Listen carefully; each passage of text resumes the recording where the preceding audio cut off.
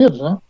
Aonde os Estados Unidos impôs barreiras de proteção contra a entrada de produtos da China dentro do território americano. Então, para vocês terem uma ideia, a fibra de poliéster foi sobretaxada em 25%. Então, obviamente, como a China, como grande produtor mundial de poliéster, cerca de 50% dessa produção da China, no fundo, é para o mercado externo. E o grande mercado consumidor é americano. Uma vez que o americano restringiu a entrada, começou a ter uma sobreoferta de produto e a China, então, começou a praticar preços muito baixos para desovar esse produto e, obviamente, isso afetou de uma forma bastante drástica a competitividade da nossa produção. Mas, felizmente, a gente resistiu a essa pressão e, num momento como esse, aonde, para atender esse mercado realmente crescente de produtos tão necessários, né, para a proteção pessoal, para o pessoal não só da área de saúde, como a gente está vendo hoje, né, a obrigatoriedade de uso de máscara, a parte de limpeza, o aumento de fibras, da fibra de não tecido para essas aplicações, cresceu de uma forma espantosa. E só foi possível o atendimento dessa demanda, chegou a multiplicar por 3, 4, às vezes 5 vezes, porque a gente tinha ainda um parque industrial no Brasil que pôde se adaptar rapidamente para a produção, desde a fibra, né, que a gente faz, até a produção dos artigos necessários para esses equipamentos de proteção pessoal, numa velocidade que seria inimaginável se a indústria não tivesse aqui, se a gente não tivesse esse parque industrial realmente instalado. Então, acho que isso é uma lição que eu acho que é importante, inclusive, para que a gente deixe isso muito mais patente para os órgãos realmente de governo, os órgãos que têm a incumbência de muitas vezes tomar medidas que ou ajudam ou muitas vezes atrapalham a nossa indústria, da importância da preservação do Parque Industrial Nacional, né? Então, o mercado de fibra de poliéster como um todo, no Brasil, ele chegou, a partir da segunda quinzena de março, a ter uma redução da ordem de 50% a 60%. Né? E eles, como eu estava dizendo, ele só não foi maior em função do aumento expressivo das fibras de não tecido, que teve um aumento bastante grande. Mas o mercado têxtil caiu algo como 70%, 75% do consumo. Então, ele foi compensado pelo aumento dos produtos de proteção pessoal, mas o impacto foi grande. E esse impacto não é uma exclusividade do Brasil, né? Na realidade, esse movimento a gente viu acontecer nos mais diversos países do mundo, né? Por exemplo, a Índia está passando também ainda teve lockdown em abril, de meados de abril até início de maio, né? Onde houve uma parada brusca realmente da produção, só coisas realmente que eram essenciais que puderam continuar produzindo, né? Na Indonésia, a grande maioria dos produtores estão operando também com uma capacidade em torno de 40% da capacidade nominal de produção, então, ou seja, uma redução realmente bastante drástica, 40%, 50%. Muitos outros países, né, do Sudeste Asiático fizeram um movimento onde fecharam as fábricas menores, de menor escala de produção, fecharam, estão em stand-by, estão esperando a situação melhorar, e aquelas que têm mais escala, mesmo essas trabalhando com a capacidade reduzida, ou seja, o impacto total de redução também é dessa ordem de 50%, 40%, no mínimo 40% até 60% da capacidade nominal, né? Isso a gente vê acontecer também na Europa e nos Estados Unidos também não é diferente. Então, esse movimento absolutamente global, nós aqui chegamos, sentimos esse efeito meio por último, né?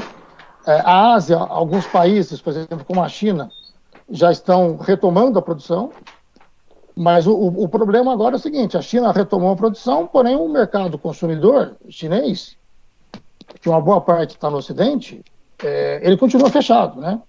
Essa questão da grande redução que, como eu mencionei aqui na área de produtos têxteis, chegou aqui no Brasil 70%, 75%, isso também se configurou, né, tanto na Europa quanto nos Estados Unidos. Então, apesar da China estar retomando a produção, os países asiáticos já passaram antes da gente pela fase mais crítica dessa pandemia, estão enfrentando dificuldades de exportação, que é o grande mercado consumidor deles. E isso, obviamente, coloca uma pressão importante também nos preços dessas matérias-primas, né, que teve, do começo do ano para cá, teve uma redução aí da ordem de praticamente $200 por tonelada, né? A fibra de poliéster chegou agora em abril, que foi o vale, né? Algo como $800 por tonelada. Quer dizer, isso, eu estou nessa indústria já há alguns anos, eu nunca vi chegar nem perto de um valor como esse, né? Hoje, praticamente, você não remunera a produção com preços como esse, né? A tendência é que começa a retomar, a partir desse mês já deve dar uma retomada, mas é difícil prever quanto tempo ainda a gente vai sentir esse efeito, porque como é uma doença muito nova, absolutamente nova e desconhecida, é muito difícil fazer qualquer previsão de quanto tempo a gente vai realmente demandar para superar essa fase mais crítica da pandemia. A gente tinha, inicialmente, quando foi decretada a pandemia, e a partir de meados de março, quando a gente começou o período de quarentena, e a gente imaginava que isso demoraria 1 ou 2 meses, né? 2 meses já se passaram, e a gente está vendo que a gente ainda não chegou no pico aqui no Brasil. E outros países da Europa, apesar de já ter chegado no pico, a gente está vendo que a retomada vai ser muito mais lenta do que se previa. Então, a preocupação grande é, daqui a alguns poucos meses, né, com esse mercado restrito, como está, como é que fica a ponta da cadeia, né, que já sofreu muito, né? Nós, no fundo, somos reflexo do que acontece na ponta da cadeia, né? Os meus clientes, até final de abril, né, comecinho do mês, estavam um pouco mais otimistas com a retomada a partir de maio. A gente começa a perceber que esse otimismo está um pouco mais esmoorecido, né? Porque é difícil enxergar o fim, da onde isso vai, né? Então, a gente vai precisar ainda ter muita calma ainda nessa hora para ver os desdobramentos. Okay. Esse realmente é o panorama geral do que está acontecendo no Brasil e no mundo na área de fibra de poliéster. Muito obrigado, Lineu, e pela sua colocação abrangente sobre o panorama mundial e nacional. E eu passo a palavra, então, ao Renato, para que nós fechemos essa primeira rodada de considerações.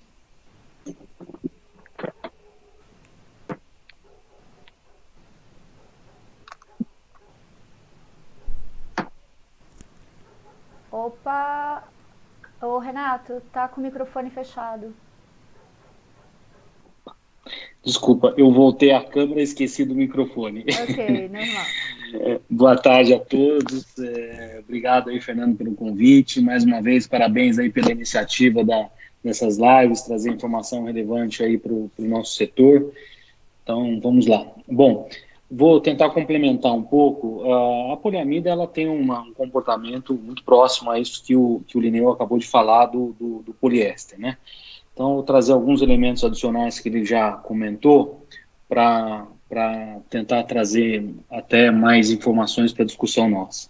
A gente teve, então, nesse primeiro momento, foi um primeiro momento de preocupação de realmente ter uma interrupção nas cadeias produtivas, né? Então, de uma forma global, quando aconteceu a parada da China, a primeira preocupação que a gente percebeu no mercado foi uma preocupação de faltar produto pela parada da China. A gente sabe o quanto a China ela é relevante na produção, né? Então esse foi o primeiro momento, e aí do lado da poliamida de forma específica, a gente tem aqui no Brasil uma total integração na cadeia nacional. Então nós aqui com a poliamida nacional, como a gente está integrado, a gente não depende de matérias-primas internacionais, da Ásia, da China. Então essa preocupação inicial, pelo menos do nosso lado, a gente não teve nenhuma nenhum distúrbio na questão de fornecimento no momento inicial. E as importações, de uma certa forma, elas foram impactadas, foram reduzidas, porém, o vácuo, vamos dizer assim, o vale dessa interrupção, que, pelo que no nosso entendimento iria acontecer por volta de março, abril, no final das contas acabou acontecendo de uma forma natural pela falta de demanda aqui, né? Quando a gente pensa de uma forma global nas matérias-primas, a gente teve essa queda, né, como o Linneu falou, dos preços de uma maneira geral, principalmente ligado muito à questão do petróleo. Então, são matérias-primas ligadas ao petróleo, o petróleo caiu, e caiu de uma certa forma, de uma maneira geral, os preços das nossas matérias-primas. Aí que a gente também foi pego um pouco de surpresa, porque quando a gente olha de uma forma global como aconteceu, né, a China parou primeiro. Então, ela, no final das contas, como ela parou primeiro, no final das contas, ela parou e foi reduzindo os seus estoques, né? Nós aqui no Brasil, infelizmente, a gente fomos os últimos praticamente a serem impactados e a parar, né? Então, infelizmente, a gente acabou sofrendo porque a gente parou com o petróleo ainda alto e as matérias-primas ainda alto, enquanto no final das contas a China ela retoma, e já retoma com o petróleo lá embaixo, com as matérias-primas lá embaixo. Então, esse desbalanço atrapalha mais ainda, de uma certa forma, uma certa preocupação que a gente tem nessa retomada, né? Lógico que também agora a gente já parou, os preços também das matérias-primas já estão caindo, mas tem um certo desbalanço essa questão. Então, isso é uma preocupação que a gente tem. Mas, bom, a gente sabe, o petróleo saiu de 65, caiu para, até para negativo, né? Estamos lá hoje por volta de uns 30, a gente acredita que no segundo semestre deve ficar por volta, esse é nosso forecast, por volta de uns $35 o barril, o que vai manter de uma certa forma um pouco mais baixo o preço das matérias-primas, mais baixo em relação ao que o pré-Covid, né? Mas, de qualquer forma, sobe um pouquinho porque não vai ficar nos 20 que chegou o vale, como o Linneu falou, agora no mês de abril, né? Então, voltando para 35, vai ter uma certa recuperação das commodities e isso vai impactar um pouco nos preços.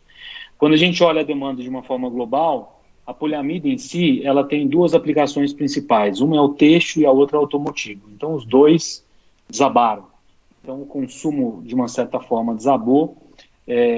O que a gente enxerga, aí como também já comentado pelo Linneu, a China começa agora, mas ela depende muito das exportações. Então, a gente vê, de uma certa forma, rodando mais ou menos a 50%, olha lá. Aqui para nós, o segundo trimestre, no mercado têxtil, é isso aí, como o Linneu falou, vamos rodar 20%, 30% do que seria a normalidade, então uma queda de 70%, 80%. Então é um impacto enorme e vai ser o trimestre inteiro. A nossa projeção para o segundo semestre é uma projeção que a gente tem um terceiro trimestre por volta aí de 40, 50 e um quarto trimestre, na melhor expectativa aí, de 50, 70. Então, dessa forma um pouco que a gente está desenhando a retomada, pelo menos até o final do ano, considerando globalmente cada uma das regiões. Bom, eu acho que de uma certa forma é isso. Depois tem outros assuntos aí, tem algumas oportunidades que estão acontecendo, mas eu acho que vem no nosso bate-papo aí as questões aí de oportunidade, de mercado, de inovação. Acho que eu deixo aí para uma próxima rodada de questões.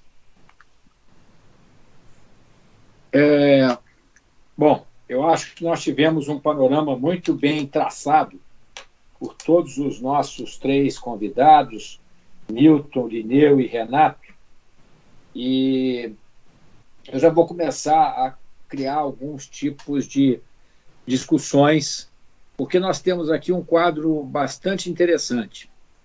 De um lado, o Milton representando um segmento que está extremamente competitivo no mercado mundial, teve uma queda de preços de 15% aproximadamente esse ano. O real caiu 40% por aí aproximadamente, não sei como é que está hoje, 40%, 43%. Então, do ponto de vista de preços, parte daquilo que foi perdido na cotação mundial pode ser recuperado em termos de de valor da nossa moeda que se enfraqueceu. Esse é um assunto que depois o Milton vai falar. E, de outro lado, nós temos o consumo, representantes das fibras sintéticas, que representa só o poliéster mais da metade do consumo mundial de fibras. O algodão é o segundo, mais ou menos 50, 55 milhões, eu estou falando de grandes números, de toneladas por ano, o algodão umas 25 milhões de toneladas por ano, num mundo que consome mais de 100 milhões de toneladas por ano de fibras, incluindo aí tudo, até pena para travesseiro, colchão. Poliamida dá uns 6 milhões, Renato? Renato? Isso, mais ou menos isso aí, Fernando. 6 milhões de toneladas ano. Bom, então, temos representantes das fibras sintéticas que são as fibras mais consumidas hoje no mundo. No entanto, esses produtores localizados no território nacional, eles sofrem um ataque brutal da concorrência asiática, em particular China. Pelo outro lado, temos a cotonicultura brasileira, que tem no consumo doméstico brasileiro, ou vem tendo, como o maior cliente individual, cerca de 700 mil toneladas ano, não vai ter isso esse ano, claro. Em segundo lugar, a China, 400, 450, e o Milton sabe melhor do que eu. Então, como é que nós vamos... Nós temos dois desafios aí, e isso eu coloco para o Renato, que foi o que encerrou, para começar, depois Lineu, que é como fazer com que o Brasil preserve essa estrutura produtiva que nós temos, que nos oferece todos os tipos de fibra, ou quase todos os tipos de fibra fabricados localmente, mas que sofre esse ataque da China, que não vai deixar de existir amanhã. Tá? Nós temos o custo Brasil.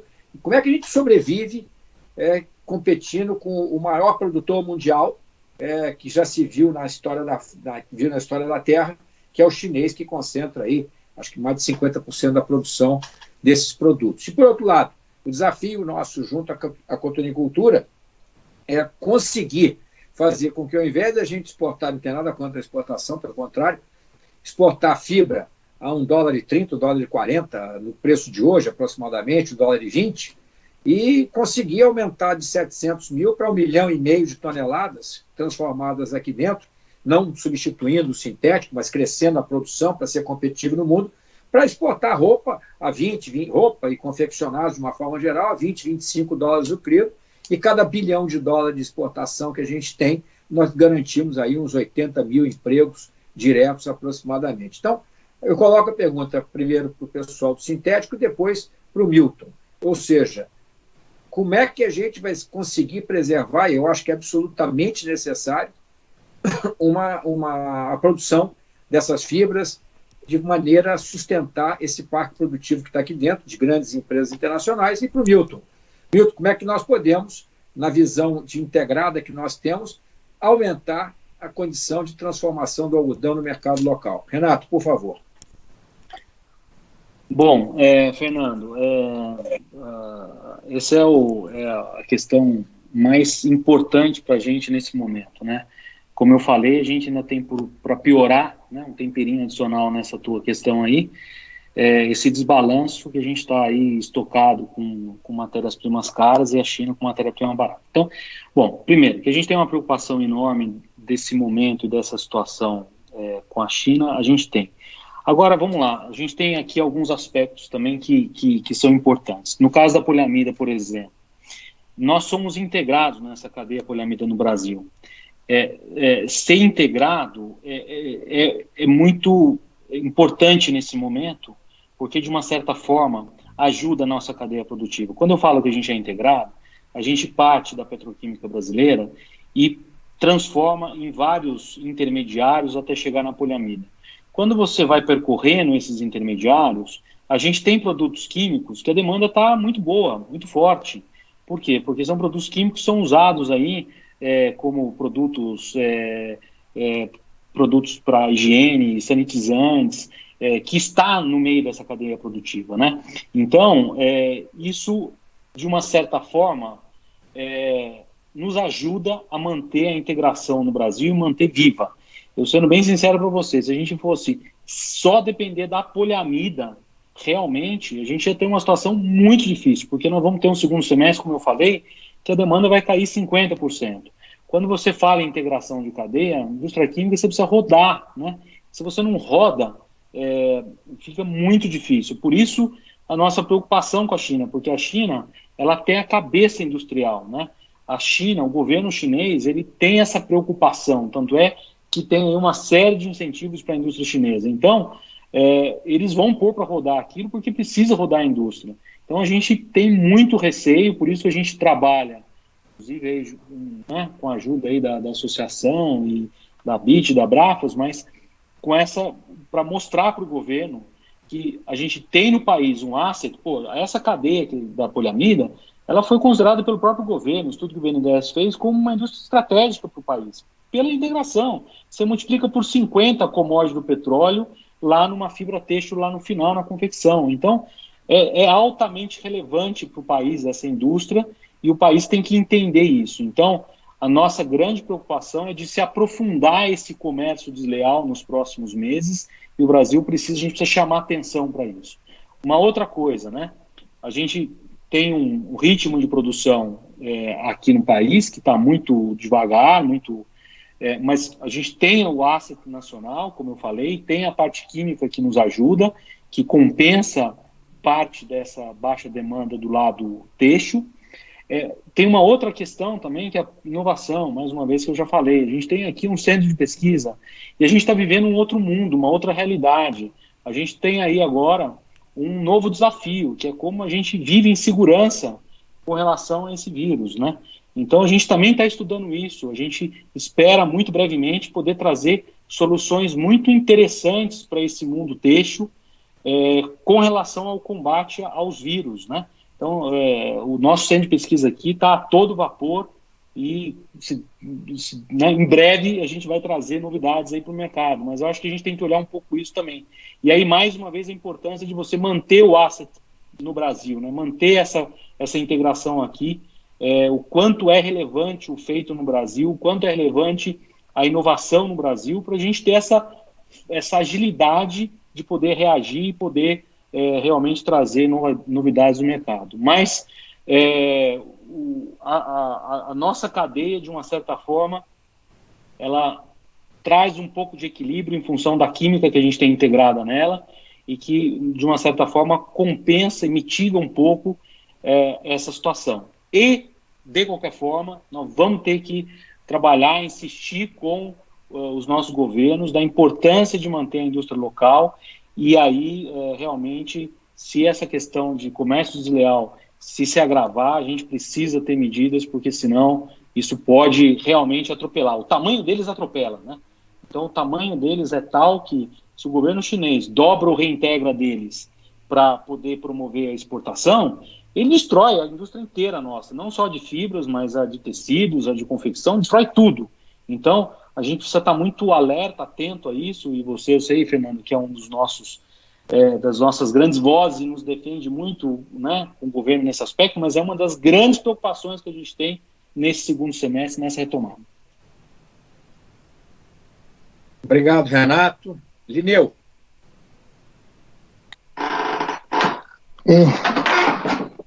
Bom, o Renato acho que fez um apanhado bom, né? Eu acrescentaria só algumas coisas que o Renato falou, né? Uma das coisas importantes, inclusive, que o Fernando e a BIT vem trabalhando bastante nisso, assim como outras associações, extremamente importante, Fernando, para a gente poder manter um mínimo de competitividade, é a questão do nosso famigerado custo Brasil, que você bem conhece, né? Porque, na realidade, como o Renato pontuou, competir com os países asiáticos, principalmente a China, é um desafio hercúleo, porque, bom, primeiro, a escala de produção que eles têm é uma coisa absurda, né? Quer dizer, só complementando um dado que você passou aí, Fernando, a China, em poliéster, a China detém cerca de 70% da produção de poliéster do mundo. Então, é uma coisa, assim, absurda. São escalas, são proporções absurdas. Somado a isso, tem uma série de incentivos que a gente sabe que o governo chinês dá para a exportação. E estão querendo, como o Renato bem pontuou, a questão de dobrar o reintegra, como caiu a exportação deles, que são das barreiras dos americanos de próprio consumo, o governo chinês está estudando o aumento de incentivo que aumenta essa ameaça que já é brutal para a nossa indústria. Então, acho que uma forma da gente combater isso, e não tem muitas, em complemento ao que o Renato falou, seria que o nosso governo tivesse um entendimento claro da importância de trabalhar muito para a redução do nosso custo Brasil, que como você mesmo demonstrou na apresentação lá em Brasília, Fernando, quando a gente olha o tamanho do custo Brasil, ele é uma dezena de vezes maior do que o custo de toda a barreira tarifária de importação que nós temos. Então, a questão não é aumentar a proteção aumentando o imposto de importação. A questão é reduzir o custo de produzir no Brasil. Por exemplo, a gente paga hoje o custo do metro cúbico do gás algumas vezes mais do que custa na Ásia, principalmente na China, coisa de 4, 5 vezes mais caro. No próprio Estados Unidos custa muito mais barato, né? E é um insumo importantíssimo para a indústria nacional. O custo de energia, de forma geral, no Brasil é muito caro, né? Além da questão do custo do dinheiro, do capital no Brasil, juros, é uma coisa absurda. As legislações que nós temos, o custo da legislação trabalhista, já teve algum avanço, mas são uma quantidade de custos que tem que realmente ser mexido para colocar o Brasil numa condição de competitividade mais ou menos equiparável ao que tem os países mais competitivos do mundo, né? Sem isso, realmente fica muito complicado. Além disso, complementando um pouco o que o Renato colocou, essa questão dos incentivos que o governo chinês dá, o governo brasileiro teria que ter um cuidado para preservar realmente a questão do parque industrial, né? Como já mencionei no começo, o Renato reforçou, é fundamental. Eu não consigo enxergar qualquer futuro para o Brasil que não passe por uma indústria forte. Um país de 220 milhões de pessoas, por mais importante e fundamental que a agricultura seja para o nosso país, não é ela que vai sustentar 220 milhões de pessoas. Quem gera emprego de qualidade, quem realmente gera desenvolvimento tecnológico, desenvolvimento científico, conhecimento, de forma geral, é a indústria. Então, é fundamental que o Brasil preserve seu parque industrial e, para isso, tem que ser feito que não é uma coisa tão complicada de fazer, precisa um pouco de vontade política. Não é uma barreira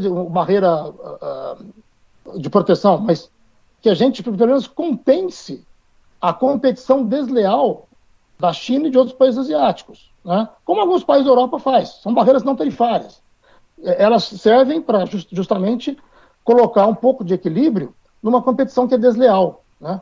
E isso tem que ser feito para todo o setor industrial. Não é só para o início, não é só para as fibras químicas ou para o início da cadeia, mas tem que ser feita para toda a cadeia, porque essa competição desleal ela abarca toda a cadeia. Então, isso é fundamental para que a gente possa equilibrar um pouco esse jogo, que hoje é absurdamente desequilibrado para o lado asiático. A gente sofreu muito tempo um desequilíbrio ainda que era terrível, que era a questão cambial. A gente sofreu muito tempo uma questão de um câmbio muito supervalorizado do real, né? Agora nós estamos indo um pouquinho para o outro extremo, mas ele, para nós, ele é muito melhor um real fraco como está agora do que um real artificialmente forte como foi durante muitos anos. Isso para a nossa indústria é realmente de um dano absurdo, como causou um dano absurdo na industrialização brasileira, né? Então, esses fatores têm que ser muito bem cuidados pela parte do governo. Do lado da indústria, a gente tem que colocar um foco realmente grande, como o Renato também começou a colocar, a questão da inovação. Isso é absolutamente relevante, porque não adianta a gente imaginar que nós vamos ter uma escala industrial igual, por exemplo, tem a China, né? E a gente sabe muito bem, quem está na área industrial, que quanto maior a escala, menor é o seu custo de produção. Então, a China vai sempre ter um custo de produção menor do que o nosso, em função de uma escala absurda que eles têm. Então, a gente teria que trabalhar mais desenvolvimento de produtos que tenham maior valor agregado, fugir um pouco dessa commodity, vamos dizer assim, vagabundo não é o termo, mas essa commodity mais comum realmente, que é o grande mercado produtor asiático, e a gente partiu para produtos de valor agregado maior, se tem escalas menores, mas tem valor agregado maior. Então, acho que são duas frentes que a gente tem que trabalhar aí, Fernando, do lado da indústria, na questão produtos de maior valor agregado, investir em inovação, e do lado do governo essas questões de trabalhar no custo Brasil e na proteção da concorrência desleal. É o que eu vejo que tem que ser feito. E, aliás, só para completar, quero te parabenizar bastante, porque você realmente é um grande artífice de todas essas questões junto ao governo. Você faz um trabalho realmente muito bom, te parabenizar por isso. E continuamos nessa direção. Se Deus quiser, é um trabalho de equipe que nos orgulha muito, e não seria possível se não tivesse o apoio das empresas e dos associados como você e Renato. E o Milton, eu acho que uma hora ele vai se convencer de que vale a pena estar conosco aqui também, no nosso conselho consultivo, pelo menos participando, para dar as suas abalizadas informações. Agora, eu vou já... É um prazer, Pimentel. Daqui a pouco eu vou levar de volta para a pergunta para isso, mas agora eu vou me dirigir ao Milton. Eu vou refazer rapidamente aquilo que eu tinha conversado, parece que já tem uma ou duas perguntas aí no pipeline, mas, Milton, nós temos um grande desafio no Brasil. Como fazer... Vocês fizeram um trabalho fenomenal. Eu me lembro que em 95, 96, a praga do bicudo, entre outras coisas, arrasou a oferta de algodão no país. O Brasil se transformou num dos maiores produtores do mundo. Tá? A Abrapa tem 20 anos, ou seja, é de 2000, então está aí, não tem tanto tempo, mas vocês nós saímos de uma posição de importadores líquidos para exportadores líquidos. Na época que houve aquele desastre da produção, a indústria participou com a recuperação, tinha um apoio, cada fardo se comprava, dava um recurso, subiu o imposto de importação. Enfim, houve uma ação orquestrada, porque a gente entende que é importante ter uma matéria-prima disponível no mercado local. E eu acho que para o produtor também é bom. Exportar é bom, mas você ter um mercado local que já te garante uma bela colheita ajuda bastante. No entanto, ao longo desses últimos anos, por razões que depois a gente vai falar, o Brasil foi perdendo a capacidade de transformar. Quanto mais você sobe na escala de valor, menos competitivo você fica, por conta de uma série de razões. E vocês levaram isso para frente e conseguiram ser competitivos, e agora estão aí exportando quase 2 milhões de toneladas, com a produção de 2 milhões e 800 mil toneladas, uma área de 1 milhão e 600 mil, mais ou menos, de hectares. Como é que você vê, como é que você entende que nós podemos, cotonicultura, indústria, trabalhar para o aumento da transformação dessa matéria-prima aqui no mercado local, junto com as outras matérias-primas que estão aqui do Renato e do Lineu, porque nós não estamos querendo trocar, nós estamos querendo crescer, fazer todo mundo crescer. E o Brasil, ele ainda tem uma das 5 maiores indústrias do mundo, 5, 6ª maior indústria do mundo, mas poderiam estar muito melhor do que nós estamos hoje. Como é que você vê essa relação? Porque eu vejo uma boa relação entre indústria e cotonicultura, nos eventos que vocês fazem, brilhantes, tem a indústria, tem a cotonicultura, tem uma coisa assim diferente nessa relação. Como é que você acha que a gente pode melhorar esse potencial de transformação do algodão dentro do Brasil? Ok. Fernando, é aquele que a gente vem discutindo aí desde o Lineu, o Renato aí, acho que o algodão também não é um pouco diferente. A gente tem sofrido aí tendo bastante alegria, e também a gente tem os momentos aí difíceis, de tristeza também com a questão do algodão. Essa questão do risco Brasil, Fernando, é uma das questões aí que às vezes não ajuda muito a gente poder levar aquela velha conversa, aquela discussão da gente verticalizar a produção agrícola. Durante esses anos aí a gente tem transformando aí, passando por uma transformação aí na economia mundial, um grande avanço. O algodão, por exemplo, ele aumentou muito o consumo mundial do algodão. Então esse consumo aí ele concentrou, hoje está muito concentrado na Ásia em geral, até no próprio Brasil já caiu muito, a indústria têxtil caiu bastante, como caiu na Europa, caiu nos Estados Unidos, hoje está centralizada na China. Devido ao quê? Devido àquilo que toda a indústria quer, ela quer resultado. Então a China oferece mão de obra, imposto mais barato, energia barata, e ao contrário que vem acontecendo para nós aqui no Brasil. Então eu não acredito que um curto prazo aí a gente possa ter investidor que venha a investir de novo no Brasil aí, com essa política ainda nossa que nós temos e essa insegurança jurídica. nós não temos ainda um governo ainda transparente que possa dar segurança para qualquer investidor. A gente recebe muita pessoa de fora querendo investir no Brasil, querendo colocar fiação, querendo colocar tecelagem, malharia, acabamento em geral. Mas se você ver do ponto de vista, hoje o Brasil seria muito interessante. Vários fatores aí. Mas quando você olha pelo lado político, o lado de você segurança jurídica, e você praticamente chega à conclusão que não vale a pena mesmo. Então, eu acho que isso vai passar. Eu acho que com essa pandemia, tudo que está acontecendo no mundo aí, essa questão dos Estados Unidos, essa briga comercial dos Estados Unidos e China, isso daí acho que é um sinalizador, e isso está chegando no limite, né, no mundial. Você vê hoje o que está acontecendo na Europa, por exemplo, o Reino Unido já separou do mercado europeu, o Japão está sinalizando ali que quer também sair, repatriar as indústrias dele para fora do Japão. E acho que com tudo isso vai acontecer momentos aí que às vezes o investidor começa a olhar tanto mais para o Brasil e olhar menos para fora. Então eu acho que, não sei até quando vai, mas se a gente continuar do jeito que está hoje, que vem acontecendo, não é que esteja ruim, que foi mal, mas eu acho que a segurança nossa aqui dentro para investidor tem que ser melhorado bastante. O governo tem que olhar esse lado, tem que acreditar mais na indústria, tem que acreditar mais no investidor aqui dentro do Brasil. O algodão, como outra cultura aí, também sofreu esse impacto violento aí também, né? Você vê aí que a produção de algodão mundial vem caindo aí por 14%. Vamos ter mais de 3 milhões de toneladas menos consumidas no mundo. Eu falo do mundo porque aqui no Brasil, com as fábricas que tem, são poucas, nosso consumo vem caindo. Esse ano ainda com as fábricas fechadas já praticamente há mais de 60 dias, como é que a gente vai esperar desse consumo no algodão brasileiro?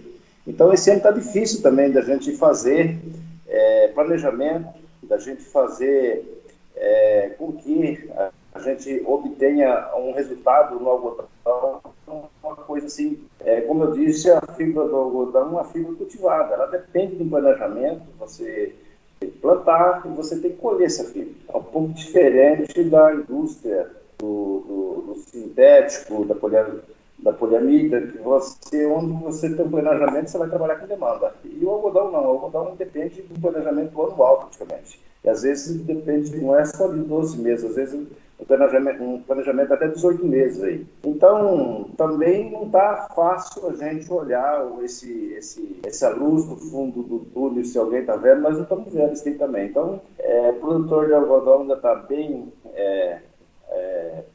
atento com o que ele vai fazer, né, com qual a cultura, com o que ele vai investir. E eu acredito que ainda a gente possa ter, depois disso daí tudo, olha, tomara que acabe logo isso, que chega aí algum tratamento, alguma vacina para essa Covid, para que a gente possa parar essa pandemia e a gente possa olhar as coisas de uma forma diferente, inclusive o governo, né? Inclusive o governo está na hora de olhar um pouco mais na questão do investidor e nessa questão jurídica. A gente sofre muito primeiro com a questão também desses alinhamentos de impostos entre Estado, mesmo aqui na indústria brasileira. Você tira um algodão do Mato Grosso, leva para São Paulo, leva para Santa Catarina, leva para Minas Gerais. É um desentendimento isso daí também, que essa reforma tributária tem que acontecer também. A produção também agrícola vem sofrendo muito dessa questão aí. Então, são vários fatores que o governo pode melhorar. A política ele tem que melhorar, senão a gente vai acabar chegar num lugar, em lugar nenhum. Vamos trabalhar, morrer na praia. Qualquer problema que acontece, hoje estamos vivendo uma pandemia, amanhã pode acontecer outra coisa. Então, assim, nós estamos no limite com essa questão aí de governo, na questão de consumo, na questão de você planejar aquilo que você faz e aquilo que vai dar resultado com segurança. A segurança nós não temos mais. É isso aí. Milton, muito obrigado pela sua ótima explanação. Eu agora, como já temos perguntas feitas pelos nossos convidados que estão aqui nos assistindo, eu peço a Lígia para fazer uma rodada delas, para depois eu engatar em outros assuntos que estão aqui anotados com base na fala de vocês, que está sendo muito esclarecedor e muito motivante para a gente seguir aqui com esse nosso encontro. Lígia, por favor. Ok, a gente tem aqui algumas perguntas. Eu vou começar com o do Alessandro Oliveira. Eu vou fechar o seu microfone aqui, Milton, só porque está dando uma microfonia para mim aqui. Pronto, já fechei. Alessandro, então, Alessandro Oliveira, ele volta com a história do Vista Brasil, da nossa campanha Moda Brasileira, Tamo Junto, né? E ele gostaria, então, de ouvir dos senhores, né, Renato, Milton, Linneu, que estão no começo da cadeia, como é que vocês enxergam essa campanha de valorizarmos a compra de produtos brasileiros, não só pelo consumidor final, mas de tecido, mais de malha, de fio, filamento, fibras, enfim. Como é que vocês enxergam isso? Pode começar aí, Renato, Vamos depois lá. Linneu. Lígia, eu começo a comentar, lembrar o seguinte, né? Aquilo que a gente sempre fala, a regra de origem de um produto têxtil começa com filamento. Então, sem dúvida nenhuma, quando a gente defende muito, né? E desde o começo, quando essa iniciativa partiu lá já há 2, 3 anos, o Feito no Brasil, agora a Moda Brasileira, a gente sempre se engajou porque a gente sempre, né, acreditou muito que é importante essa consciência do mercado. E é importante essa consciência no mercado, por quê? Porque agora é um exemplo. Você ter uma indústria nacional, você ganha agilidade. Você ter produtores de poliamida na região, você tem a Rhodia, você tem a Radit, você tem a Nid, você tem empresas na região que você não precisa importar e ficar 2 meses esperando um produto para chegar e sem nenhuma expectativa do que vai ser o segundo semestre. Então, ter o produtor nacional é fundamental, não só na poliamida, mas em todas as fibras sintéticas. Então, todos os países estão fazendo isso, a gente está vendo isso, e eu acho que o Brasil não pode deixar isso de lado. Então, o Feito no Brasil é muito importante, a gente tem que lembrar que o Feito no Brasil tem que considerar toda a cadeia nossa produtiva, a integração que a gente tem, seja do algodão, seja da poliamida, a mistura dos dois, né, Milton? A gente precisa promover mais essa mistura do algodão com os sintéticos, porque isso é uma outra oportunidade que tem de mercado para a gente construir, mas a gente está muito realmente preocupado em trabalhar isso, e eu espero que as marcas brasileiras entendam que quando a gente fala em feito no Brasil, não é a confecção só, mas é a gente pensar em toda a integração, seja do campo do algodão, ou seja da petroquímica brasileira, com todos os players brasileiros. Por quê? Porque eles são importantes. Uma vez que acaba, você não tem mais inovação, não tem mais agilidade, depende de uma importação que não está na tua mão, você quer fazer um produto novo, não tem aquele título que você quer, então é muito importante.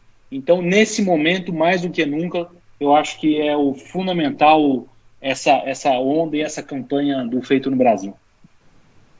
Perfeito.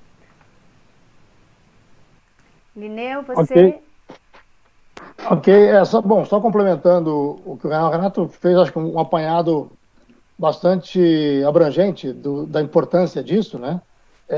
Eu digo muitas vezes, né, e repito aqui, eu acho que a grande força da indústria têxtil brasileira, ainda hoje, é o fato da gente estar integrado desde o início da cadeia até o final, né?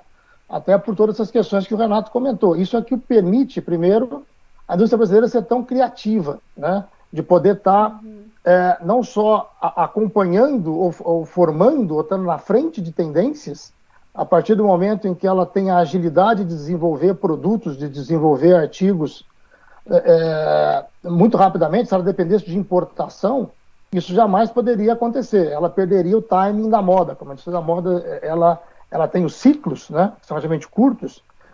A força da indústria criativa brasileira está no fato da gente ainda estar integrado.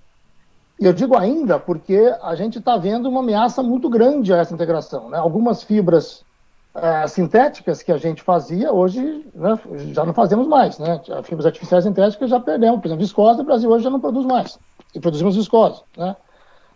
A gente não pode perder mais elos da cadeia. Então, a gente está no momento realmente crítico para poder sustentar essa indústria, principalmente no início da cadeia, que ainda restou no Brasil.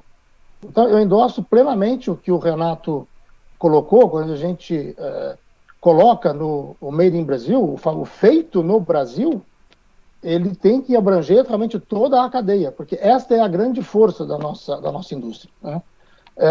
Não só a questão de manter a indústria têxtil dessa forma criativa e tal, como eu comentei, mas também para atender a necessidade do país, como nós estamos vendo agora nessa questão da pandemia, né?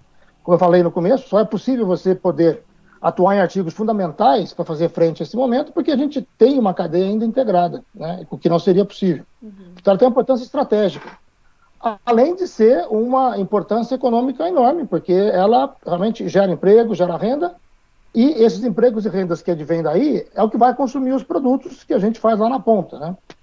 Então, é absolutamente estratégico que a gente consiga manter toda a nossa indústria, e esta campanha do consumir o que é feito no Brasil, eu acho não só absolutamente oportuna, como absolutamente essencial que ela seja explorada cada vez mais. Perfeito. Por favor, Milton, seus comentários, e depois eu queria, para o Fernando, acrescentando inclusive um detalhe dessa questão. Milton, abre o microfone, lembra que eu tinha fechado? Eu estou no iPad aqui, tem que ter uma mãozona na frente. O algodão também, assim, não tem sido diferente também, Lineu, com essa questão da gente sempre buscar a inovação, né? Nós também, se a gente tivesse parado no tempo também, eu acredito que não teria um algodão com essa dimensão que tem hoje, com esse volume brasileiro, não existiria. Se a gente não inovar, não paramos de tocar os negócios nossos também. O algodão tem inovado bastante na questão da qualidade, a responsabilidade, um trabalho decente, um algodão produzido dentro das condições aí da legislação brasileira. E também a gente tem feito um trabalho grande aí na questão da responsabilidade ambiental da fibra, que é também um trabalho que a gente tem feito uma repercussão bem grande no Brasil e no mundo também. Nós temos um programa chamado Sou de Algodão, onde a gente leva a conscientização do uso do algodão. Você tem um produto brasileiro e você tem um produto de fibra natural. E a gente começou isso como um programa pequeno, hoje a gente tem muita gente da cadeia enganjada dentro desse programa. Desde fornecedor, indústria, magazine, a gente tem todo acabamento, tudo engajado nesse programa. É um programa simples e que está dando certo, onde a gente podemos estimular o consumo do algodão. A questão também da gente fazer com que aconteça alguma coisa made in Brasil, a gente exportar, isso daí também levar fora do Brasil uma coisa boa, uma coisa nobre, né, como vocês estão dizendo, também é a questão da exigência da moda. A moda também é uma coisa que nem nós que produzimos fibra natural, nós não conseguimos imaginar qual que é o algodão que vai mais vendido daqui a 6 meses, daqui a 1 ano. Então a moda é inovadora, ela está sempre buscando novo. E essa inovação... Milton, você está falhando. Acho que se você fechar a sua câmera, a gente te ouve melhor. Fechar a câmera. Isso. Melhorou? Pode continuar falando. Sim. Esse trabalho que a gente vem fazendo tem dado uma repercussão boa. Na questão do consumo do algodão, da fibra sintética ou de outras fibras também, em relação à moda, isso que exige a moda. A moda que vai dizer o que a gente vai ser praticado daqui a 6 meses ou na próxima estação do ano. Então, é um trabalho aí que a gente pode fazer, mesmo nós produtores de fibra, a moda pode trabalhar, mas isso está muito voltado ainda, o resultado de tudo isso está na economia. Então, se nós não tivermos uma economia se a nossa população estiver trabalhando, não tiver com dinheiro na mão, no bolso, vamos dizer, isso não adianta nada, porque também você não vai ter para quem vender. Então, se você quer ter resultados, naquilo que a gente faz, a gente tem que ter mercado. Mercado a gente tem. O que a gente não tem hoje é dinheiro. Isso daí é uma coisa que impactua muito na questão da gente poder lançar uma coisa nova e poder trabalhar uma coisa futura para que a gente possa buscar uma coisa diferente.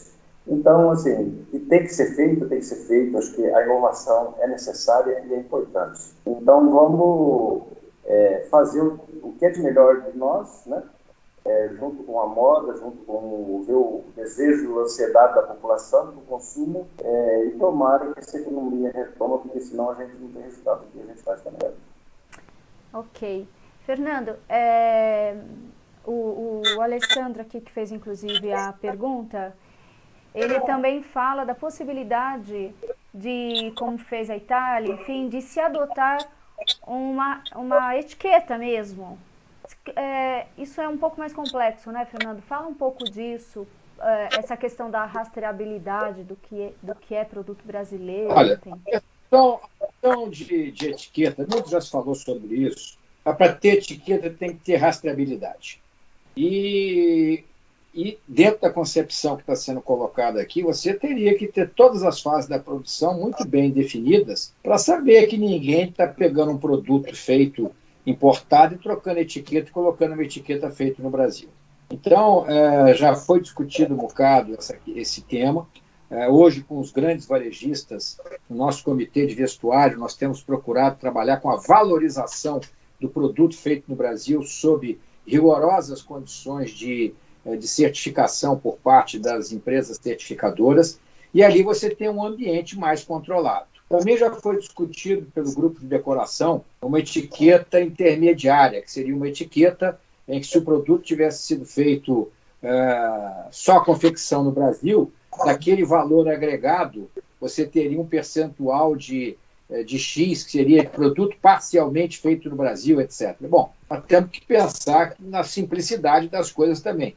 E regra de etiquetagem depende do Mercosul. Tá? Então, tudo que foi discutido com o Mercosul pode ser atendido. Agora, questão de etiqueta não significa que você está resolvendo o problema, porque você sabe que tem muita gente que usa de artifícios não corretos para se posicionar de uma maneira indevida dentro do mercado. Portanto, eu entendo que esse tema ele é recorrente. Nós estamos com a nossa campanha Moda Brasileira, estamos juntos há mais de 5 anos, 4 ou 5 anos, e o slogan, né, e a frase é da matéria-prima ao produto final, que é o que nós desejamos. Tem coisas que o Brasil não fabrica hoje, como o Linneu próprio frisou. Então não adianta exigir algo que o Brasil não fabrica, mas o mercado quer. Nesse caso até específico da viscose, tem um grande investimento de uma empresa multinacional, dos maiores produtores desse tipos de fibras dessa natureza, associado a um grande grupo brasileiro, para celulose líquida, que é um passo para chegar mais à frente à oferta novamente doméstica da fibra de viscose. Então, é um assunto que é muito debatido, principalmente em momentos de crise, e nós precisamos ter a consistência de continuar com ele, porque durante esses últimos 4, 5 anos, a despeito da nossa campanha estar aí, Moda Brasileira, estamos juntos, mas de uma forma ou de outra, esse sentimento ele não aflorou de uma maneira tão marcante. Nós temos que perseverar nesse caminho para que a gente realmente fortaleça o produto brasileiro, não só porque é brasileiro, mas principalmente e fundamentalmente porque é bom, tem qualidade, tem design, é sustentável, porque o consumidor, em última instância, que somos nós, ele vai querer investir o seu dinheiro, ele agora empobrecido, que vem ao mercado,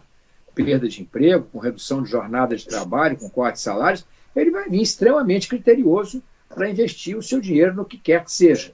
O nosso produto é um produto essencial, mas é um bem considerado como semi-durável. Comida você compra praticamente todo dia, você vai ao mercado, dependendo da estratégia de compra das famílias, mas praticamente todo dia você compra alguma coisa para comer, então é um bem não durável. Nossa roupa, ou cama, mesa e banho, ou decoração, é semi-durável, ou seja, ela aguenta um tempo. Então eu não tenho dúvida que o mercado vai voltar, porque a população cresce daqui do Brasil, a população mundial, o brasileiro tem um apetite para consumo, esse câmbio pode nos ajudar quando os mercados se desinterditarem a exportar mais, a criar acordos com a União Europeia no momento que estiverem a pleno, ou mesmo no meio do caminho já vão abrir oportunidades. O Milton falou de investimentos. Sem dúvida, nós precisamos de um ambiente regulatório menos complicado, menos complexo, menos incerto, mas a questão do selo, eu não tenho problema, mas nós estamos trabalhando, por exemplo, isso junto com a BVTEX, na valorização daquele produto que vai às gôndolas dos varejistas abrigados naquela instituição, que são os grandes varejistas do país, fortalecendo aquele produtor nacional que está fabricando em condições muito melhores do que os seus concorrentes internacionais, e tem que se pagar um custo adicional. É por isso não que a sustentabilidade em si vai gerar custo adicional, porque se você fizer mais com menos, em tese, você vai até, a médio prazo, você vai até produzir mais barato. Mas está registrado, nós estamos aí com a campanha, tem várias campanhas agora que foram filmes bonitos, a Lilian Patti, várias iniciativas, e é bom, quanto mais iniciativa, melhor. Mas nós temos que encantar o nosso consumidor com aquilo que a gente vai levar, e eu não tenho dúvida que nós temos plena capacidade disso. Eu, por exemplo, estou vestido de Brasil, a camisa da Skyland Sea, que era a marca da Paramount, uma bermuda aqui, que eu estou podendo trabalhar de bermuda em casa, que é de uma marca carioca, feita de um brim nacional. Então, para mim, já é quase que uma tônica. Agora, temos que ter estratégias claras e não achar que uma etiqueta resolve o problema, porque ela pode ser usada de forma indevida e o consumidor vai ser enganado e depois, no final, ainda vai criticar o produto brasileiro. Mas é um assunto que está na nossa agenda, tanto que a campanha está aí. Agora vem você pode falar melhor do que eu, vem o Avatar, uma série de possibilidades de as pessoas se integrarem nesse grupo que fortalece o consumo de produtos fabricados no Brasil, da matéria-prima até o produto final. Perfeito. A gente já é 17h20 quase, mas eu ainda tenho algumas questões, e agora elas estão um pouco direcionadas. Milton, esta é para você.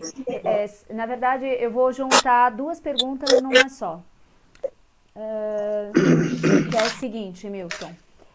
O que você atribui esse salto da cotonicultura brasileira? Crédito subsidiado, apoio técnico, a competência dos cotonicultores ou combinação de culturas?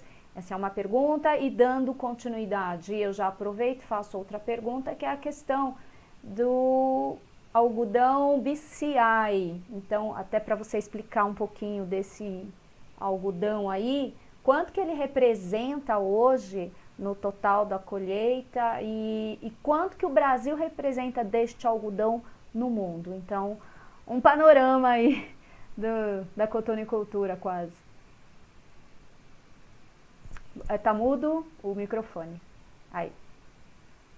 Obrigada. Vamos começar pela última. O Brasil hoje é o país que mais produz algodão com BCI. Hoje, dentro da nossa cadeia produtiva do algodão, praticamente nós temos aí mais de quase 90% do algodão brasileiro hoje, ele trabalha dentro dos padrões BCI. Nós criamos o BCI quando veio para o Brasil, acho que foi em 2015, por aí. Como o BCI praticamente é um selo é uma etiqueta europeia, no Brasil a gente criou o ABR. A gente tem aqui hoje o ABR, que ele tem praticamente os mesmos critérios ou mais do que é o BCI. Então nós temos hoje, o Brasil tem uma parceria com o BCI, tudo que é etiquetado ABR é etiquetado BCI. Então, por onde que vai o algodão brasileiro hoje, ele leva a certificação ABR e BCI. Essa etiqueta, ela é muito exigida hoje, esse selo, né, de responsabilidade da produção, ele é muito exigido hoje para as grandes marcas. Se você pega as grandes marcas consagradas no mundo hoje, eles exigem que você tenha um algodão BCI. Ali está dizendo o quê? Que você tem um trabalho, uma responsabilidade na tua fibra. A nossa fibra produzida, aquilo que eu já disse, é dentro de fazendas, só que ela trabalha com a legislação brasileira, dentro das conformidades estabelecidas pelo nosso governo. e que aquela fibra também, ela tenha também, hoje que a gente está fazendo, é rastreando aquilo, a cadeia produtiva, rastreando até o fim.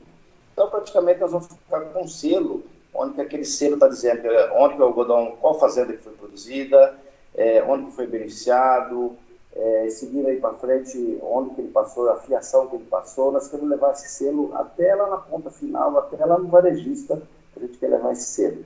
E o PCI, fora do Brasil, ele praticamente hoje não é uma obrigatoriedade, mas os maiores indústrias, as maiores fábricas, as grandes marcas exigem hoje, e o Brasil, sim, é o maior produtor de algodão fibra certificado pelo PCI. Outra pergunta sua, a questão do por que o Brasil hoje chegou a esse número do segundo maior exportador de algodão.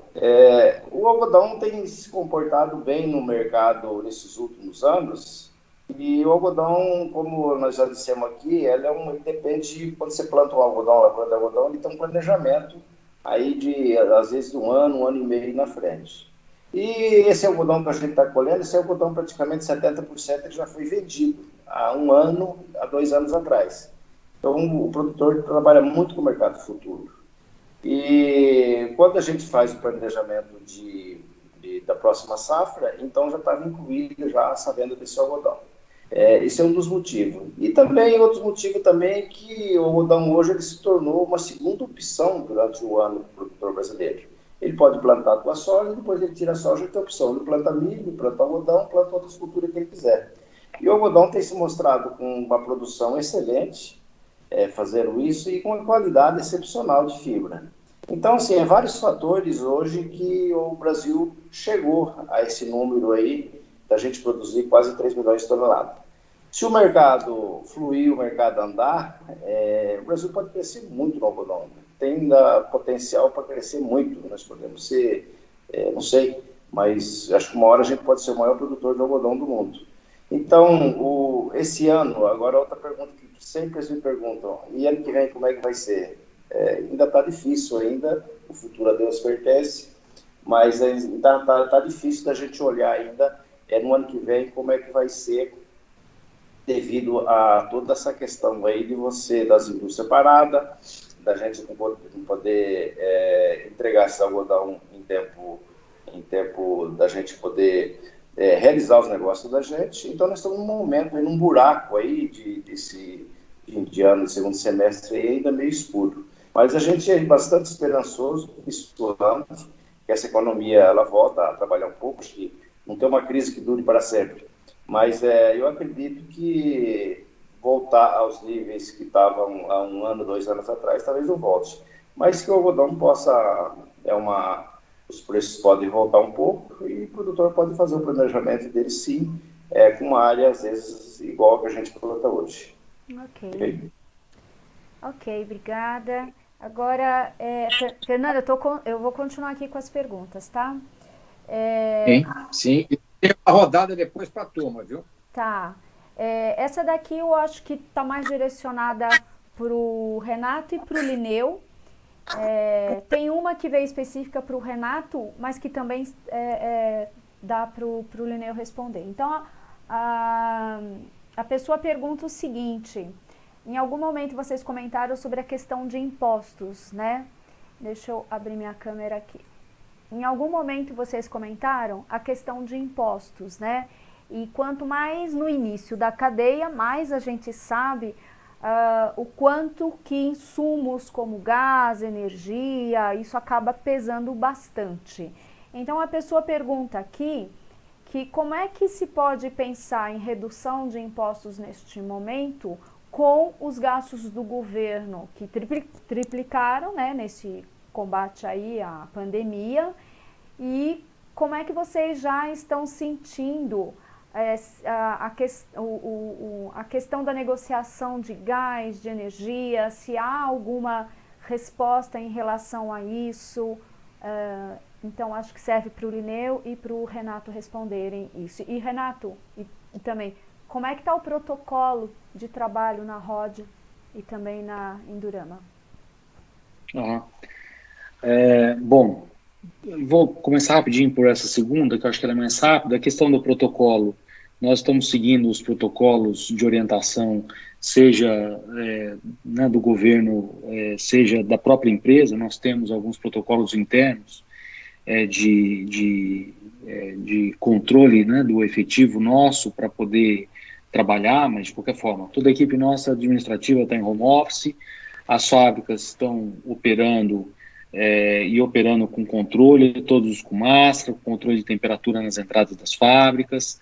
Então tem aí uma série de cuidados que nós colocamos nos restaurantes, eliminando as cadeiras para ter um espaçamento correto. Então tem uma série de protocolos internos, que depois, se alguém tiver interesse até ter um pouco mais de detalhe, por favor, entre em contato que eu posso passar esses detalhes, tá legal? Bom, quando a gente fala em redução de impostos, tem duas questões aí. A gente fala muito em carga tributária. A carga tributária para nós tem duas questões. Uma é a carga tributária, que realmente ela é muito pesada. A gente sabe que nesse momento pode ser difícil a gente ter uma redução da carga tributária, mas uma das preocupações maiores que a gente tem não é só com a questão da carga tributária, mas a gente ter uma organização de incentivos tributários, porque a gente sabe que existe a guerra fiscal. A gente sabe que existe situações que você importar um produto, você paga menos imposto do que comprar um produto nacional. E eu acho que é esse tipo de distorção que é uma das coisas que eu acho que o Milton também comentou, que mais impacta, né? Eu fico realmente super chateado de ver, às vezes, a gente perdendo venda. Por quê? Não porque meu preço é mais alto. Meu preço, às vezes, é mais baixo. Só que em função de um imposto que eu faço, infelizmente, temos um ICMS interestadual de 12%, e, de repente, um produto importado tem um ICMS de 4%, ou de 3%, ou de 2%. Então, eu perco no ICM, eu não estou perdendo no preço de venda. Isso é um absurdo, porque isso você está incentivando os empregos na China. Então, quando a gente fala muito em reforma tributária, a gente fala, lógico, de reduzir a carga, mas principalmente a gente resolver essas distorções absurdas que tem no país. Então, acho que esse é o ponto mais relevante dos impostos. Com relação à energia, gás, bom, tem uma discussão enorme que está aí acontecendo. O gás, né, a gente vem batendo muito na questão. O gás é muito importante para a nossa indústria. A gente sabe que o nosso gás custa o dobro do gás europeu e 3 vezes mais caro que o gás dos Estados Unidos. Então, a gente vem trabalhando fortemente. O governo federal né, tem aí uma série de projetos e iniciativas para avançar na redução do preço do gás, com a abertura do gás. Então, esse projeto de abertura de gás, a gente está bastante envolvido, mas a gente está vendo que também não vai acontecer agora, algo que vai demorar aí pelo menos mais, sei lá, 1, 2 anos. Nesse momento de pandemia, essa discussão também ela parou um pouco, o tamanho está mais ligado agora em acelerar as quedas, porque, por outro lado, existe uma queda, né? Então, como eu falei já, o petróleo caiu, o petróleo caindo, cai o preço do gás. O preço do gás, de uma certa forma, está atrelado a isso. Então, a gente está trabalhando para tentar acelerar essa queda do preço do gás, do custo do gás, seguindo o que está acontecendo com a commodity mundial. Então, nesse momento, acho que essa discussão ela é até bastante relevante, porque o valor é bastante relevante dessa redução agora, né? Então, acho que nesse momento é acelerar essas reduções naturais que vão acontecer em função das quedas das commodities e depois, num segundo momento, retomar as novas regulamentações que são importantes para essa abertura do projeto do gás no Brasil. E de energia a mesma coisa, né? De você ter a energia consumida paga e não pagar a demanda fixa, né? Então essa é uma outra grande discussão também que a gente está tentando avançar, mas também está difícil de conseguir as soluções, né? A gente está com toda a indústria tendo que renegociar contratos de energia, muito caso a caso, né, a tarifa fio travada, então aí as discussões acontecendo, mas a gente tem essa expectativa que de qualquer forma isso vai ser resolvido. Bom, acho que é esse o meu comentário. Lineu? Ok, Lineu. Lineu, aproveito também para perguntar mais uma coisa que surgiu aqui do Gilson da Sauer. Ele também pergunta se não seria também, se há uma abertura aí para, de repente, o governo apoiar a modernização do nosso parque industrial, porque a diferença entre o parque da Ásia e o nosso é imensa. Então, emenda a questão dos tributos com um possível incentivo para a modernização. Tá, bom, ok. Vou fazer só um breve apanhado com relação à questão do protocolo de proteção. A gente está seguindo exatamente a mesma coisa que a Solverod está fazendo. A gente também tem um protocolo muito rígido, com distanciamento, uso de máscara, controle de entrada, exatamente como o Renato falou, e até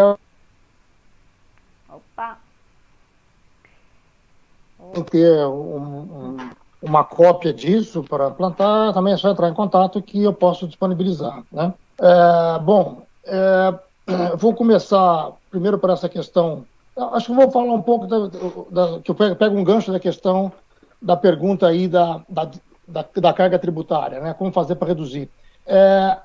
Só complementando o que o Renato falou, que o Renato fez um apanhado bastante abrangente, a questão da carga tributária no Brasil, eu acho que passa pela reforma tributária, né? Porque, na realidade, tem um problema, que a produção no Brasil ela é muito taxada, né? E, por outro lado, a gente pega, por exemplo, o mercado financeiro, os ganhos financeiros, os ganhos de capitais, o rentista, ele é muito pouco taxado, né? Acho que isso é uma distorção que tem que ser vista. Então, você pode preservar a carga tributária total, porque eu concordo que o Brasil, no momento, não pode abrir mão disso, mas tributando mais quem mais de direito e tributando menos aquilo que vai favorecer, de fato, o desenvolvimento industrial, que vai... isso espraia de uma maneira que causa enormes benefícios, inclusive de aumento de arrecadação. Você passa a ter mais consumos, você passa a ter mais produção, você gera mais emprego, vai numa direção de... Opa, Lineu, você me ouve? Você deu uma congelada. Lineu? Puxa vida. Fernando, enquanto que às vezes a pessoa demora para perceber que ela congelou. Então... microfonia. Opa, você congelou. Oi. Oi? Você volta 10 segundos aí do que você tinha falado, que foi o tempo que você ficou congelado aí. Congelou? Voltou agora ou não? Tá, agora voltou. Tá bom. Legal, tá, ter congelado o sinal. Não, então, bom, eu estava dizendo que essa questão do preço do gás, acho que foi daí que deve ter congelado, essa questão, eu acho que é muito mais, tem a questão tributária, que é importantíssima, né? Mas acho que precisa ter mais competitividade nesse setor, né? Isso é um monopólio no Brasil, aonde a gente não enxerga razão nenhuma para o preço do metro cúbico do gás aqui custar 3, 4 vezes o que custa, por exemplo, na Ásia ou nos Estados Unidos, né? Então, tem distorções também nessa composição de custo que certamente pode ser muito mais eficiente essa exploração, de forma que esses custos possam ser reduzidos, né? Eu não enxergo razão para que a gente possa ter essa distorção tão grande do custo do Brasil com o custo dos outros países. Então, a questão, você pode preservar a carga tributária, fazendo uma distribuição muito mais uniforme dessa tributação e tirando realmente ineficiências, desperdícios e custos que são indevidos do setor. Com relação à questão do governo apoiar uma modernização, eu acho que isso realmente é um fato muito importante que precisa criar uma sensibilidade do governo de ter uma política industrial, coisa que há muitos anos o Brasil não tem, diferente, por exemplo, do que fez a China, do que fez países asiáticos, né, onde o desenvolvimento da indústria é uma política de governo, né. Aqui a gente há muitos anos, né, posso dizer desde a democratização, a gente não tem nenhuma política do governo voltada ao desenvolvimento industrial. Isso eu acho que é fundamental. Isso é uma briga constante, eu sei que o Fernando também briga por isso, a gente briga por isso. A gente não teve eco ainda nisso no governo. mas ele é fundamental que a gente tenha, hoje até o Ministério da Indústria e Comércio, na realidade, foi extinto nossa secretaria, né? Mas isso é algo que é fundamental se a gente quiser amanhã, de fato, ter uma reindustrialização e colocar o Brasil inserido, não só continuar um país industrializado, mas avançar, eu acho que é fundamental na industrialização, é principalmente uma política voltada a isso, onde possa ter fomento, possa ser incentivo, possa ter realmente financiamentos de uma forma barata para quem investiu. O Brasil teve alguns programas como esse, mas foram pouco eficazes. Acho que tem que ter realmente uma política voltada para o desenvolvimento industrial. Eu acho que é absolutamente possível, é uma decisão política de ser tomada, eu acho que é absolutamente possível e eu acho que é fundamental que a gente tenha. Perfeito. Obrigada, Ilineu.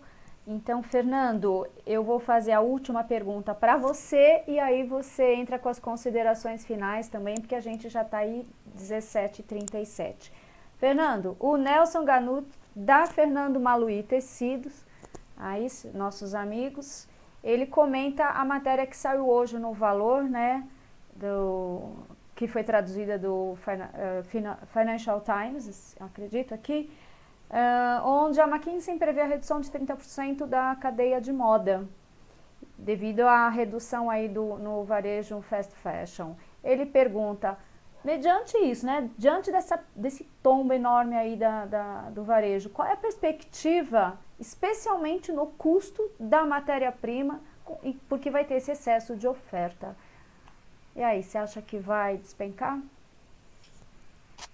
Bom, isso está dentro das considerações que eu ia fazer ao final, parte industrial, parte agrícola, e o Brasil, ele não pode ter essa dicotomia como muitas vezes consideram, não, isso aqui é bom, isso não é, alocação eficiente. O Brasil, do tamanho que ele precisa ter indústria, ele precisa ter o agrícola, ele precisa ter serviço, ele precisa ter comércio, ele precisa ter tudo, porque ele tem essa necessidade, e essa crise é extremamente dolorosa para que nós não aprendamos com ela. Eu acho que um grande aprendizado que fica, até mesmo na questão de segurança na área médico-hospitalar, foi a capacidade que nós tivemos de rapidamente reverter um quadro de insuficiência de oferta de EPIs, como aventais, máscaras, jalecos, etc., para atender esse mercado, outras áreas como respiradores. Não tivéssemos nós uma indústria organizada, estruturada, a situação estaria ainda mais complicada, além do que está muito mais pelo drama que a gente vive de falta de coordenação entre União, estados e municípios e entre os poderes. Então, junto com a crise da saúde, que levou à crise econômica, nós estamos exponencializando as duas pelo problema político. Agora, eu vi essa matéria hoje, uma matéria que dá tons dramáticos àquilo que foi posto, que está acontecendo na Ásia, onde as cadeias de produção são extremamente dependentes do mercado mundial. Ali a matéria se relaciona muito com o fabricante de Bangladesh. 85% do que Bangladesh tem de receita do exterior de moeda forte vem do segmento de vestuário, que ele exporta muito. É o segundo maior exportador de vestuário depois da China. Outros países como Vietnã, Sri Lanka, Camboja, etc., têm também essa indústria como uma grande geradora. Paquistão, Índia, como grande geradora de empregos, até porque precisa de empregar muita gente, principalmente mulheres que complementam renda, muitas chefes de família. Então, tem um histórico da indústria têxtil e confecção de um comércio mais administrado com suas características muito típicas. Essa crise está criando discussões novas. Eu não sou daqueles que acham que tudo será diferente. Não acredito nisso. Tá? Claro, quando você sofre algum baque, aquilo fica marcado, aquilo fica dentro de você. Mas você vai se ajustando. Eu acho que o grande novo nessa situação que a gente está vivendo hoje são os códigos de segurança para a gente poder funcionar.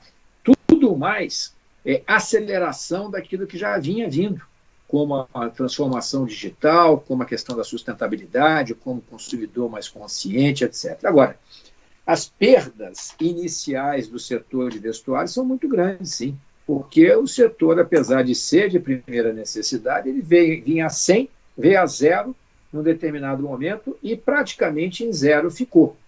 E enquanto não começarmos a reabrir, flexibilizar e conhecermos esse consumidor, certamente que o consumo, mesmo com o crescimento da população, ele não vai recuperar os níveis anteriores. Nós vamos demorar um certo tempo para recuperar. Isso é verdade.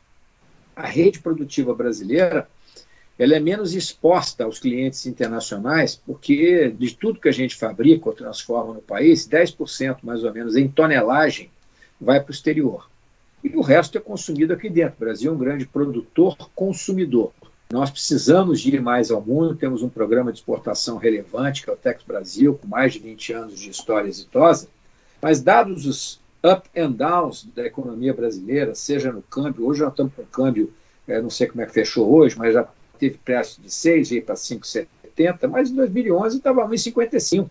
Em 94, quando veio o Plano Real, 0,85 centavos de real comprava $1. Nós ficamos ricos da noite para o dia sem ter feito nada. O país era o mesmo, só mudou a situação da moeda, um plano bem engendrado. Então, esses movimentos bruscos, uma taxa de juros excessivamente alta por longos e longos e longos anos, pela primeira vez nós estamos vendo uma taxa de juros baixa. Aliás, são dois fatores que poderão nos ajudar à frente, um câmbio mais competitivo e uma taxa de juros mais baixa, a básica. A taxa das empresas continua muito cara, principalmente no momento atual. Então, sim, o baque atual será, sem dúvida nenhuma, muito forte, porque parou o comércio.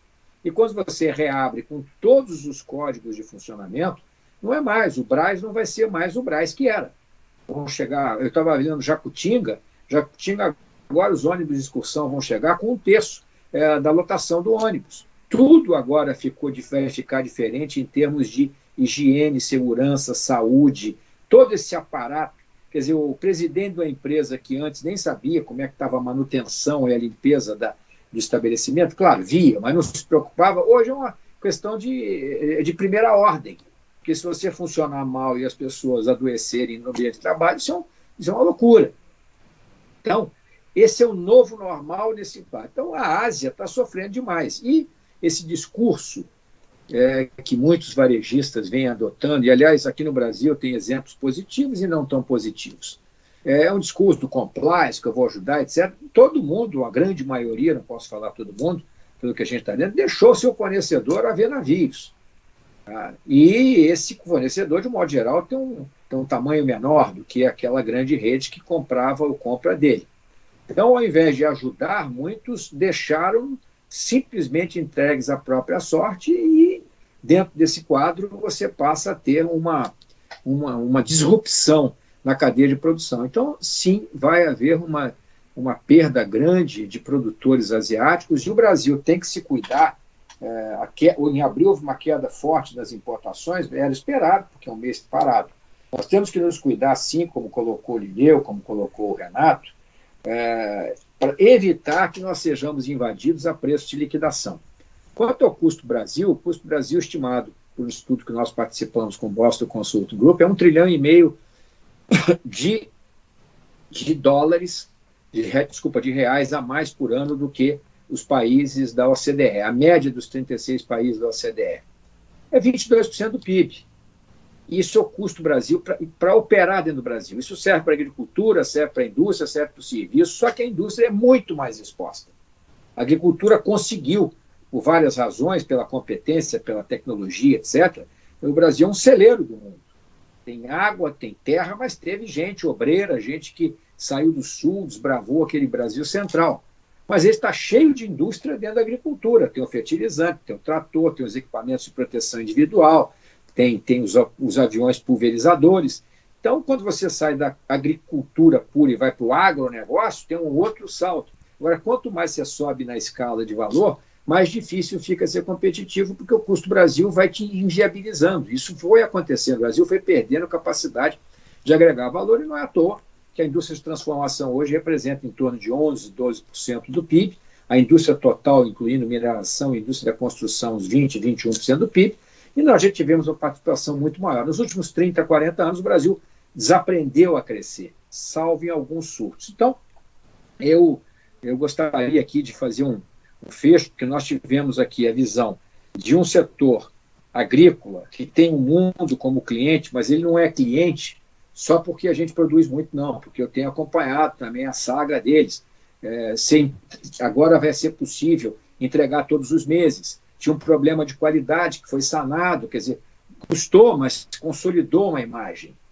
E nós podemos consolidar a nossa imagem nesse novo mercado se a gente tiver juízo e competência para trabalhar políticas de desenvolvimento que não é que privilegiem, que deem o verdadeiro valor, começando com o desbaste do custo Brasil, que nos custa 22% a mais do PIB do que a União Europeia, e se for falar com a China, ao invés de 1,5 trilhão por ano, deve ser uns 3, 4 trilhões por ano, que é um estudo que a gente pretende fazer, mas entender a China e decifrar a China é muito difícil, porque são tantas políticas, são tantas instâncias, província, municipal, União, enfim, é um país misterioso, não é à toa que tem 5 mil anos de sabedoria, e nós temos aí 500 e poucos anos de falsa esperteza. Então, do ponto de vista prático, nós temos aí um desafio grande. Eu não tenho nenhuma... Nós não temos que ter medo do medo, como falou da última live o Josué, parafraseando Franklin Roosevelt. E dentro desse quadro, nós precisamos de seguir fortalecendo a nossa visão de que a indústria é importante, isso ficou claro aqui, e que o país não tem que fazer escolhas entre agricultura, indústria, serviços, etc. O Brasil tem condição de ter tudo. Basta que tenhamos uma política consistente, um business plan de país para onde nós queremos chegar nos próximos 20 anos e que tenha uma trajetória de funcionamento.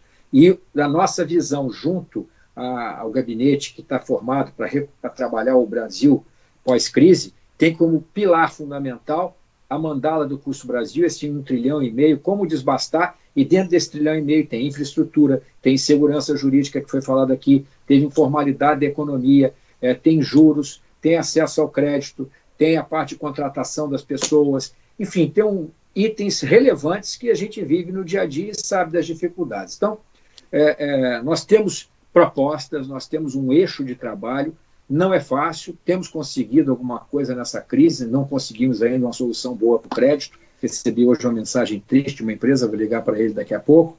Enfim, acho que temos uma indústria organizada e precisamos estar unidos nessas propostas. Infelizmente, vamos falar a verdade também entre nós, há muita união nos períodos de maior dificuldade, e depois que as coisas se acomodam um pouco, cada um acha que pode se virar e deixa de frequentar, deixa de participar, o que não é bom, porque é velho, mas a união faz a força, e é importante a gente receber os inputs dos nossos empreendedores, dos nossos gestores, para que a gente possa fazer o melhor pela indústria e por essa cadeia produtiva tão importante para o Brasil, que está entre as 5 maiores do mundo. Eu gostaria de encerrar, e eu sempre encerro pedindo aos nossos convidados que falem em 1 minuto, um tema, uma palavra. Começando pelo Linneu.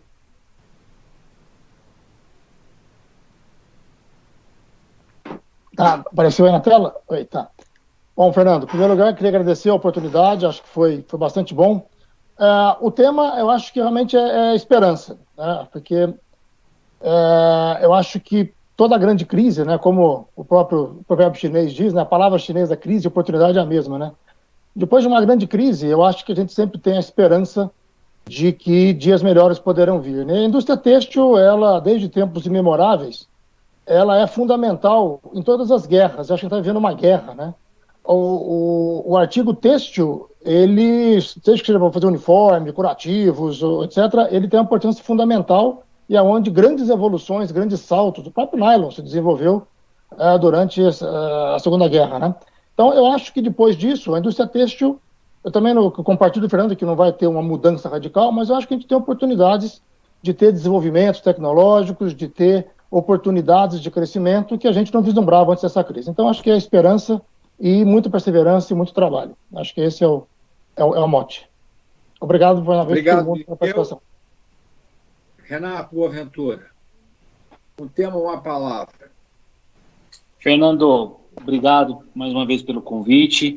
E uma palavra que eu gostaria de deixar é, mais uma vez, feito no Brasil, começando nas nossas fibras. Eu acho que, como você falou, é um momento difícil, a gente tem que se unir agora e lembrar depois, lá na frente, quando as coisas melhoram, que a gente tem que continuar unido.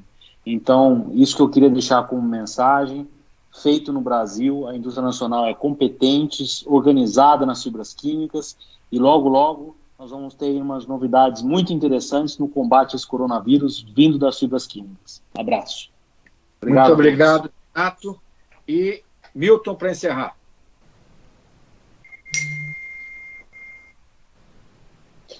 Fernando, obrigado pela oportunidade, foi muito bom, eu acho que a minha grande avalia esse debate, essa informação aí. A minha mensagem aí também é esperança e oportunidade, que acho que é o nosso tema para frente.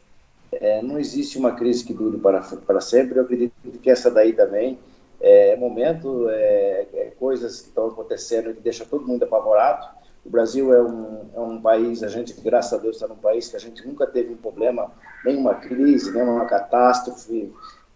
Na nossa idade, nunca sofremos uma crise igual ao do passado. Mas, assim, nunca tivemos coisas que abalassem com o ser humano. Então, isso daí, eu creio bastante na questão dessas lideranças do governo. Eu acredito também na ciência, que a gente vai ter um remédio, vai ter uma vacina, vai ter alguma cura para essa Covid, esse vírus. E acho que, assim, depois disso, acho que a gente vê as oportunidades. Com a crise, a gente também aprende muita coisa. Tem coisas aí que fica em cada pessoa, em cada trabalhador, em cada empresário, em cada investidor aí, um pouco de mensagem de você olhar também em redor da gente, olhar que o mundo também não é perfeito. Então, eu acredito que o Brasil tem grande chance ainda de ser um grande país e tem uma grande chance também da gente transformar esse país também num país de oportunidade e de bastante indústria. Como você falou, a indústria tem que ter que crescer e tem que ser forte no Brasil, inclusive a indústria têxtil, que é o nosso segmento dia a dia. Eu acredito ainda que a gente vai ser não só um grande exportador, mas a gente vai ser um grande produtor de produtos acabados no Brasil. Obrigado. Obrigado, então, a todos. Esperança, oportunidades, união, não há mal que sempre dure, nem bem que nunca se acabe, e feito no Brasil. Eu acho que esse é um grande mote e tem jeito no nosso país, só depende da gente. Então, vamos seguir firmes na nossa jornada, com proposições, com objetivos bem definidos, e não adianta imaginar que a visão do coitadinho ou a visão de que eu vou morrer amanhã resolve. Temos que chegar lá, bater na mesa, e a gente faz todo dia, mostrar o nosso valor, e está aqui o que a gente propõe para aqui o que a gente entrega. Não tem uma solução, porque todos os dias tem algum setor dizendo que precisa de alguma coisa que ele é mais importante que todos os outros. Então, a importância é óbvia da nossa indústria, pelo emprego, pelo faturamento, pelos impostos, por ser um bem de primeira necessidade, pelas interrupções nas cadeias de fornecimento que aconteceram agora, e porque nós temos encaminhamentos justos e verdadeiros. Reduzir o custo do Brasil, aumentar a nossa competitividade e não sermos ingênuos e tolos de permitir que uma competição desleal atrase o nosso desenvolvimento. Também não tem como declarar guerra à China, cercar os mares e dizer que nós vamos virar uma ilha autárquica. Isso não existe. Tá? Nós temos que ter perseverança nessa agenda da competitividade, que é uma agenda de espaço mais longo, e uma agenda de atenção total nessa retomada para que não sejamos atropelados por uma segunda pandemia, desta vez uma pandemia asiática de venda de preços de liquidação de produtos que estão sobrando no mundo. Obrigado a todos, foi uma alegria, aprendi muito. Eu acho que a gente podia ficar mais 1 a 2 horas aqui nesse bate-papo para falar de relocalização, por que o fibra sintética cresceu sobre a fibra natural, misturas, mas isso fica para um outro programa. Obrigado a todos vocês que nos acompanharam até agora e até a próxima, se Deus quiser. Pessoal, valeu muito. Obrigado por tudo. Obrigado, Betel. Valeu. Renato e Milton. Lígia, obrigado, parabéns mais uma vez. Tchau, gente. Obrigado para todo mundo. Tchau. Tchau.